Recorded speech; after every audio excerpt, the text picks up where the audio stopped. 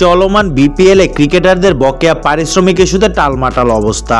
2 দিন আগে দুর্বার রাজশাহীর ফ্র্যাঞ্চাইজির পক্ষ থেকে ক্রিকেটারদের পারিশ্রমিক বাবদ চেক দিয়েছিল, তবে শোনা যাচ্ছে সেই চেকও বাউন্স করেছে, যা নিয়ে বিপিএল ফ্র্যাঞ্চাইজি কর্তৃপক্ষের সঙ্গে বসেছে বাংলাদেশ ক্রিকেট বোর্ড বিসিবি।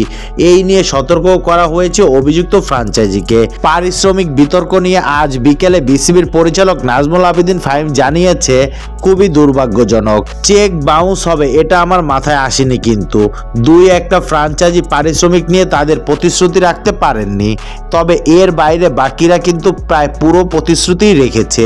কিছুটা ব্যর্থ 2-1টা ফ্র্যাঞ্চাইজির কারণে ভালো ফ্র্যাঞ্চাইজিগুলোর কথা উঠে আসেনি। আজকে আমরা তাদের ধন্যবাদ দিয়েছি। এখন থেকে ক্রিকেটারদের পারিশ্রমিকের বিষয়টি নিয়মিত পর্যবেক্ষণে রাখার কথা জানালেন ফাহিম। এখনও যারা পারিশ্রমিক পরিশোধ করেননি তাদের নিয়ে আলাপ হয়েছে, তারা কিছু প্রতিশ্রুতি দিয়েছে। আমরা বেশ ভালোভাবেই তাদের বার্তা দিয়েছি যে পারিশ্রমিক পরিশোধের প্রক্রিয়া কেমন হবে, আমাদের প্রত্যাশা কি, কতদিনের মধ্যে চাই, সেই সম্পর্কে পরিষ্কার ধারণা দেওয়া হয়েছে। সেভাবেই এগিয়ে যাওয়ার প্রতিশ্রুতি দিয়েছে তারা।